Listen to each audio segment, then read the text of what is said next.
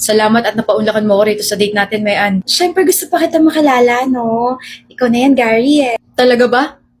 Gusto rin kita makilala kahit na alam ko na halos lahat tungkol sa'yo. Oo naman. Paborito mong kulay ay pula. Paborito subject, chemistry. Tapos your go-to food is chicken. The Jollibee Chicken Joy. Ang galing! Pero hindi lang basta fried chicken ha. Alam kong kahit marami ibang fried chicken dyan, Chicken Joy pa rin talagang babalik-balikan mo. Dahil para sa'yo, ito yung pinakamasarap at pinakamalaki. Sarap! Masaya or malungkot, this will always be my comfort food. Kaya nga binili ko yan dahil alam kong yan lang yung gusto mo eh.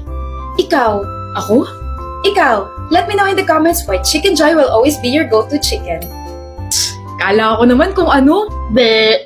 Hi girls, have you seen my vlog? Oh my gosh, yes, super ganda ng Barcelona. Alam mo, feeling ko nandun ako kasama ka. Tapos yung mga haul ng mga clothes mo. Girl, ang gastos in fairness ha. I just spent 700,000 pesos. Sa mga bags mo pa lang, mabubutas na yung wallet mo. Ano ka ba, Kara? Never mabubutas yung wallet ko. Dad just transferred a lot of money in my bank account, so why not spend it, right? Tapos alam niyo ba, muntik ko pang awayin yung friend ng cousin ko kasi I wanna buy a bag in red and blue. Tapos bigla siyang humirit ng, one bag is enough. Nakakairita, di ba? Pakilamera? I know, that's such a poor people word. Excuse me? Come on, Jamie. If you settle for one, it shows that you can afford more and nakakalungkot yon. Wait, na-offend ka ba? Baka hindi mo rin afford. The heck, Denise? Just kidding! I have pasalubongs for you girls. There is a car. Yo, Denise, this party is great. I mean, how did you even get us this entire beach? Philip, my dad is the mayor. He closed it for maintenance on paper, but in reality, it's my playground for the weekend. That's cool. Anyway, my dad wants to know if your father could help us with some permits sa construction namin. Ang tagal kasi ma-approve sa City Hall eh. Oh, please. Daddy signs the paper faster than he reads them. Just give me the documents and, I'll have them stamped tomorrow. Basta you know the kapalit, ha? Pera ba? Money, gifts, vacations, favors, call it whatever you like. Daddy prefers tokens of gratitude. And trust me, without that, your papers will stay buried under City Hall dust. Wala bang makakaalam? Makakaalam? Our family has been running things like this for generations. It's not just politics, it's a dynasty. I mean, hindi magiging mayor si dad by playing fair and neither did his father before him. Every favor, every token of gratitude, every little shortcut, it all keeps the family on top. Oh, Philip, lahat tayong mayayaman, especially my family, rules aren't meant for us. We own them. We bend, we twist, even break them, and no one dares to fight back. I mean, that's the beauty of it. People still think the system works when really this city, it's already ours. And it always will be. Kapag gustuhin ko tumakbo ako mayor, for sure mananalo ako, but just wanna enjoy my dad's money.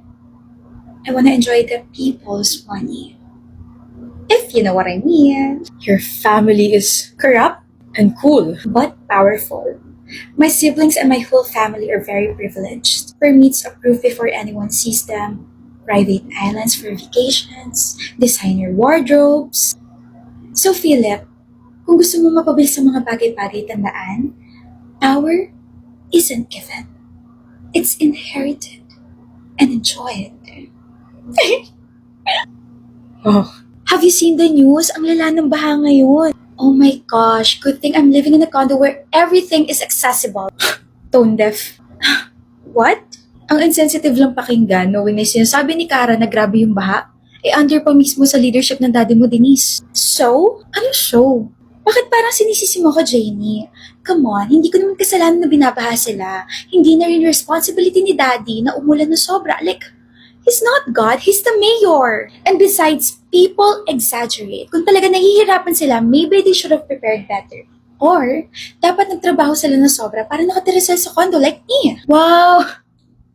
So convenient, no? Pagdating sa mga donations, credit sa daddy mo. Pero pagdating sa mga baha at paghihirap, biglang, he's not God. Stig. Selective accountability. What are you implying ba? Sira na araw ko. Great! Meeting in 2 hours pero mukha ko nag-overtime kagabi. Wow ate, parang stress ka. Sinapak ka ba? Baka ikaw gusto mo sapakin ko ang aga-aga sama? Nag-away ba kayo ng unan mo or may kausap ka na ng mga report hanggang 3 a.m.? Halika nga rito, ikaw na lang yung aawayin ko. Kahit naman awayin mo ko, hindi naman mawawala yung eyebags mo. Hindi eyebags to, Sam. Ito yung tinatawag na bills, deadlines, and bad decisions. Holy Trinity of adult sufferings. Ewan ko ba, may meeting pa naman ako mamaya so I need to look presentable kahit mukha akong stressed. And it's time to use this, the Maybelline Superstay Baby Matte Cushion. Tap lang. This is the Maybelline Superstay Baby Matte Cushion. It's light, gentle sa sensitive skin, and acne-friendly. Pores? Blurred agad. Skin? Smooth parang baby skin. Long wearing pa, kaya kahit buong araw, fresh pa rin ako. Naks, ganda! Sa wakas at may nagawa kang bagay na useful. Di ka na mukhang sinapak, ate. Pwede nang pisilin, parang baby, wunjing-wunjing. Sam, joke lang, ate. Enjoy your meeting.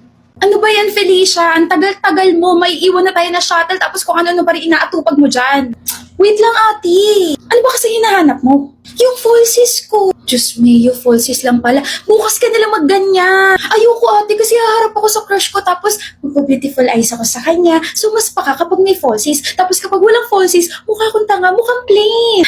Kahit maglagay ka ng falsies, mukha ka pa rin tanga kasi hindi ka papansinin ng crush mo. Ano sabi mo, ate? Ang sabi ko, gumamit ka na lang nitong Pink Flash Volume Mascara. This is the Pink Flash Volume Mascara. It's an oil combat mascara, means it's formulated for oily skin. Claims to be waterproof, smudge-proof, and sweat-proof. Ate, ang ganda! O, ayan. Okay ka na. Hindi mo na kailangan ng falsies kasi may mascara ka na. Ang ganda pa eh. Tara na. Wait lang, ate. Magli-lipstick pa ako. Anak mang tukmening. Ano namang ginagawa mo rito sa harap ko, Gino? Hindi ba pwedeng na-miss lang kita, Ray? Na-miss mo mukha mo. Totoo naman eh. Imagine mo 30 minutes ka na kayo wala na upuan sa akin. Sino hindi makakamiss dun? Aminin mo na lang kasing crush mo, kaya ka ganyan. Hindi na, crush. Gusto na talaga to, huy. Ewan ko sa'yo. Ang init-init ng ulo mo, alam mo ba yun? What if kumain ka muna ng M&M's? Di ba favorite mo to? La, binabribe mo ba ako? Uy, hindi ah. Bakit mo ko tinititigan? Wala. Sige, kain ka na. Bangin ka ba? Kasi nahuhulog na ako sa'yo naman kasi. Huh? Brown kasi yung nakuha mo, kaya kinantahan kita. Okay. Sarap. For you, Rai. Lo, ano to? Hirona? Green kasi yung nakuha mo, kaya may gift ka sa akin. Huh? We can celebrate kasi the love in every color with M&M's. Step 1, papiliin ng loved one ng isang M&M's lentil. Step 2, show the corresponding love language based on the color ng chosen lentil. Then step 3, gawin ng corresponding love language and join the love in every color challenge. Basta don't forget to use the hashtag love for all with M&M's. Ito, quality time. Kainin mo. Oh. Blue yung nakain mo so kailangan natin mag-date. Huh? Movie night sounds fun naman, diba? Tapos laro tayo sa arcade. Gusto mo this weekend? Roy, I'll take that as a yes. Chat na lang tayo for more details about the date, ha? oh my. Balita ko, pinakuha mo sa tita mo yung report card mo na ka. Pasensya na at busy ako, Grabe ma. Alam niyo po ba, sobrang paborito ko ng teacher ko. Bakit? Matataas ba yung mga grades mo? Paborito niyo po ako kasi masipag ako, mabait ako, responsable ako, tsaka wala lang. Nag-e-exist lang ako. May award pa nga po ako eh. May award yung anak ko. Napakagaling naman, aba. Anong award yan, Shan? Perfect attendance po. Akalain yung I have zero absence? Pak, English. Teka, inom muna ako nitong Lipton Zero Sugar. Ano pa? Yun lang po. Yun lang po yung award ko. Yung grades mo. Ma, ang importante, may award ako. Yung grades mo, kamusta ka ako? I have zero absence naman po. Shan, pero 100% pasang-awa. Let's be optimistic, ma. At least may award ako. Inom ka po muna nitong Lipton Zero Sugar para zero na rin yung galit mo sa akin.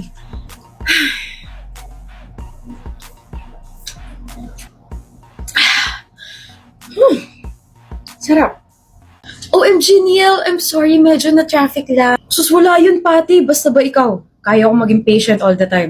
Ikaw naman, masyado mo akong pinapakilig. Ikaw nga, wala ka pang ginagawa. Kinikilig na agad ako eh. Ikaw ha, you like me very much. Hindi lang very much. Very much most yes na yes, pak na pak. You're so funny talaga. Tara na. Let's order food. Waiter. Yes, sir. Mag-order na kami. Ano sa'yo, Patty? I'll have a buttermilk bread, salted chicken. Sorry, sweet and spicy chicken. Wait, parang masarap yung plain, no? Nakakatakam.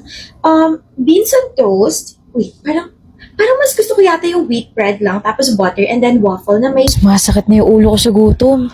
Matagal pa ba? And I'll have soft drinks and wine, please. That's all. Wow. Kayo po, sir. Gamot. Kung ano yung order niya, yun na lang yung sa akin. Painira po ng moment, no? Ha? Yung sakit ng ulo mo, sir? Isari dun mo na yan. Hindi lang pang headache, pain lahatan pa.